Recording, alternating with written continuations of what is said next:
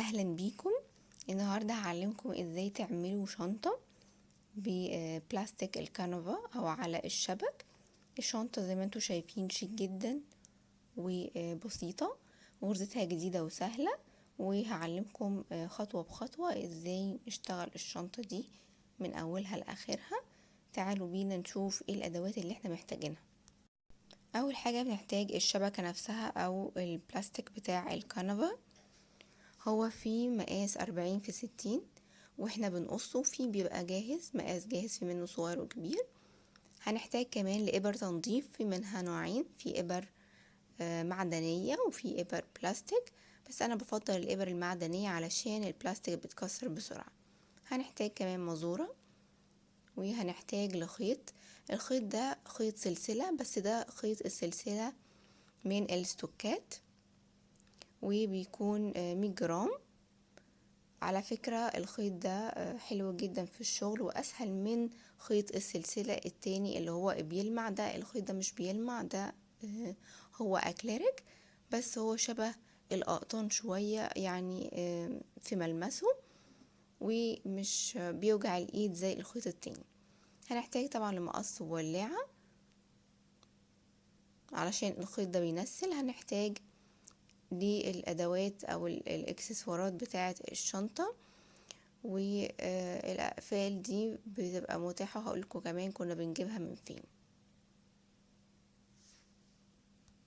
والسلسلة وايد الشنطة بتتباع بالقطع، بيبقى مقاسها في الغالب 1.25 متر، وفي منها اشكال وفي الوان. طبعا احنا مختارين الطقم كله دهبي. اول حاجة بقص الشبكة، ودي هنا هخلي الطول 40 سنتي. هعمل عرض الشنطة 22 سنتي.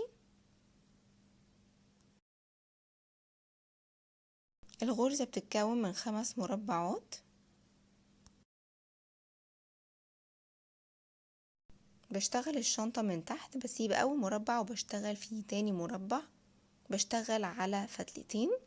نهاية الخيط هنعملها بالولاعة علشان الخيط ما ينسلش، وعلشان اداري الخيط الجزء ده هرجعه كده لورا وهشتغل عليه. وفي كل مرة الخيط هيخلص مني هعمل نفس الطريقة علشان يبقى الشنطة شكلها نضيف من ورا. يعني ده هيبقى شكلها من ورا، انا هشتغل عليه علشان اداري الخيط ده.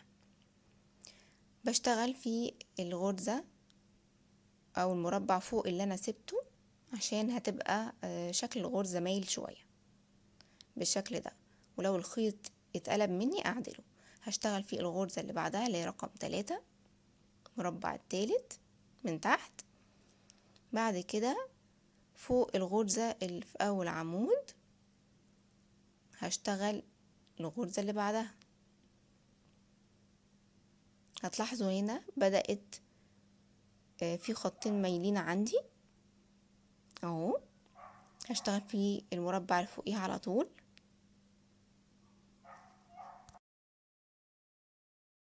وفي اول صف بشتغل في رقم 4 هنا.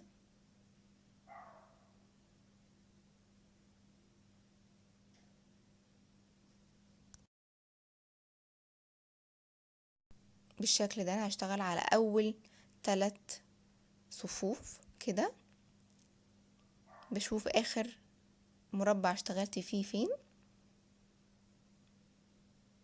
وبعدين بشوف في اول صف في الفراغ اللي بعده على طول بشتغل هنا. اتمنى ان الفكرة تكون واضحة.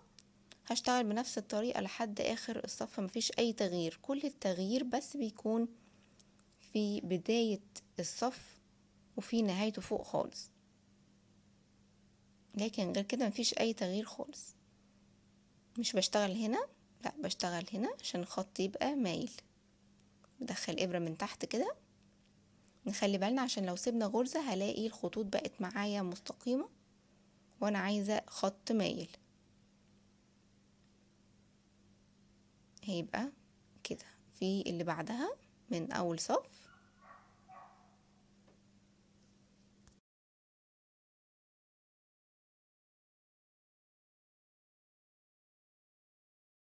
يبقى هشتغل في المربع ده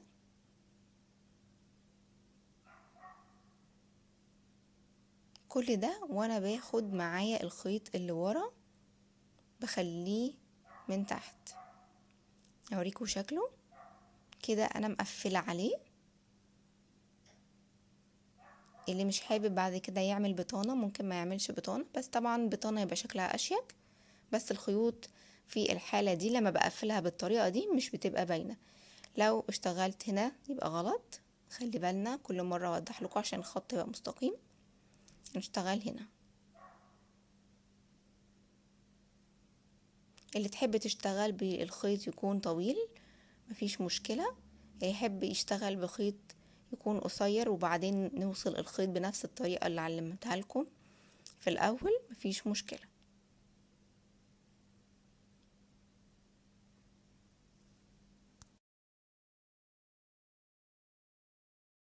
هنشتغل بنفس الطريقة لحد ما نوصل لنهاية السطر فوق.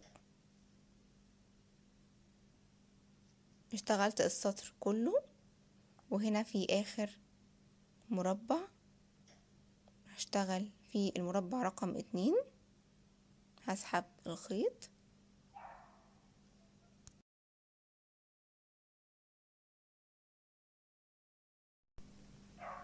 ودلوقتي هشتغل في هسيب رقم 3 وبدخل في رقم 4 اللي جنبه.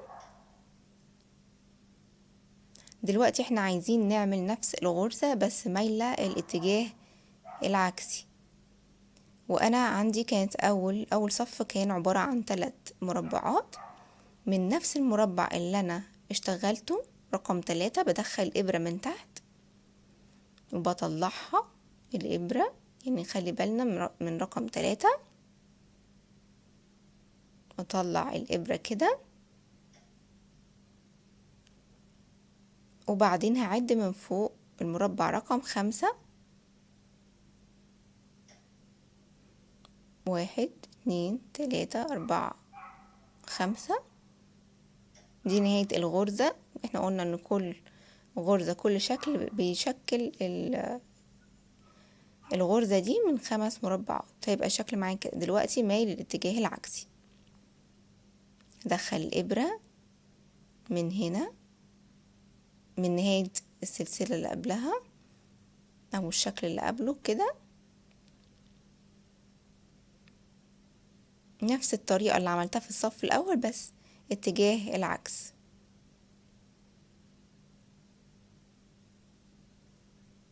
دخل الابرة هنا، يبقى دول اول 5 مربعات ادوني الشكل ده.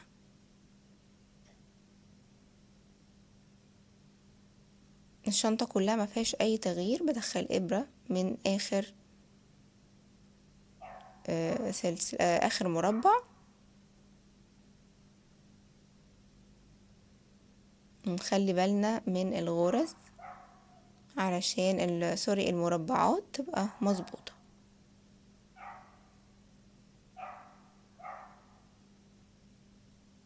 نحاول ما نخليش الخيط مقلوب او ملفوف عشان يبقى شكلها حلو. دلوقتي انا وصلت لنهاية السطر.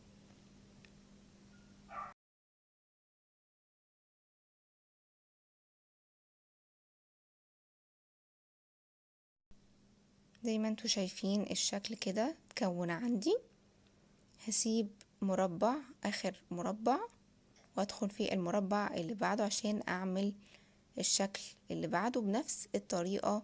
الخط المايل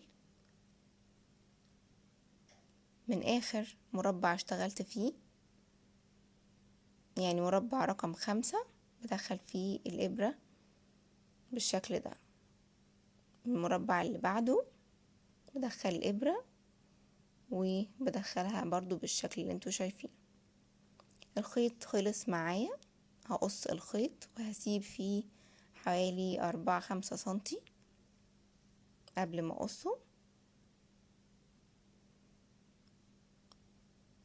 واخدت خيط تاني وهيبقى شكله كده من ورا علشان اقفل عليه زي ما عملت في المرحلة اللي قبلها.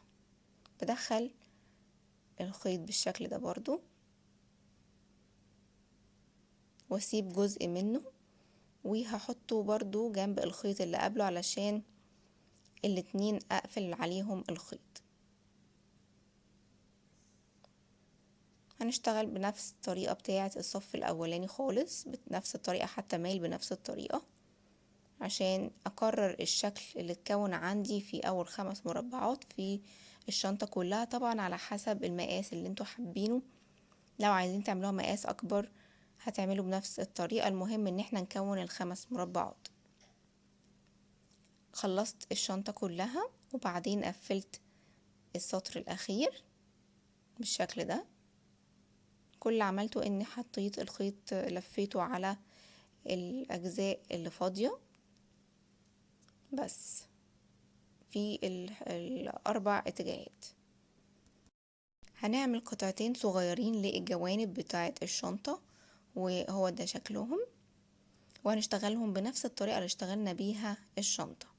مقاسهم بيختلف على حسب ما انتوا حابين. انا هعمل الطول 10.5 سنتي زي ما انتوا شايفين، وعرضها 5 سنتي 5.5.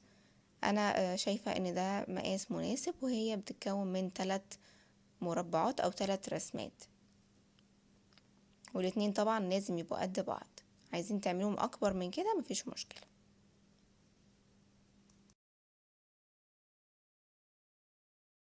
نقلبها ونشوف شكلها من جوه. ده شكلها. لو حابين تعملوا بطانة اعملوا، مش حابين مفيش مشكلة، بس علشان نداري الاجزاء اللي كنت بغير فيها الخيط. انا هستعمل هنا من قماش كان عندي، قماش ده كتان. تقدروا تستخدموا اي انواع قماش موجودة عندكم واللون يكون مناسب. عملت بطانة وعملت لها جيب.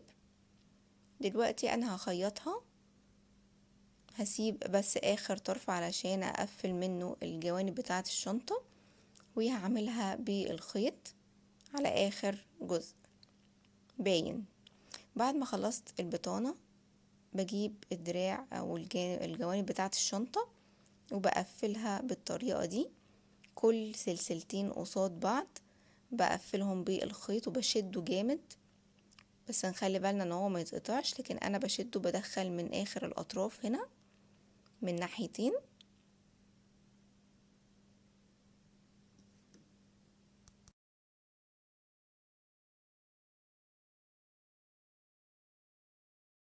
كل سلسلتين قصاد بعض بقفلهم بنفس الطريقة لحد ما اخلص الجزء ده كله. ودلوقتي هقفل الجزء ده علشان يبقى شكل الشنطة كده.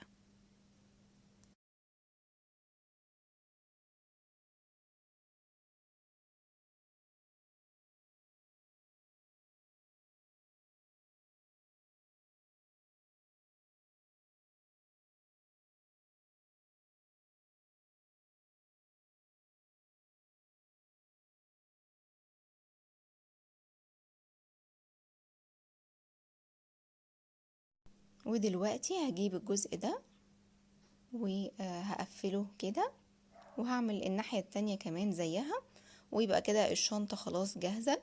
عملت الناحيتين وركبت الاكسسوارز.